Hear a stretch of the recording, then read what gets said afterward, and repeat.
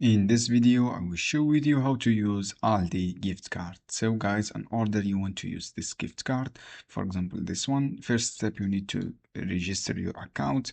If you don't have account, you can create your account by clicking create account. This is login template, or you can create account with your all information such your names and email address and phone numbers and zip code and password. And then click I have ready accept and terms.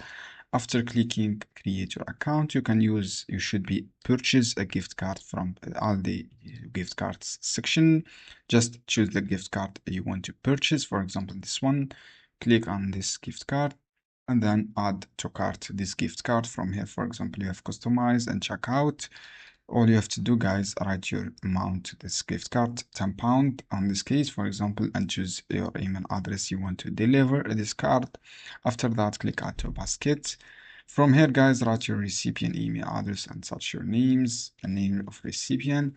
And then all you have to do in this section, you can use this gift card on your shopping or on your events, or for example the Christmas events. You can spend this gift card to buy a purchase, for example this one. So friends, this is how you can do. I hope this guide helpful for you. Don't forget to give like and give share this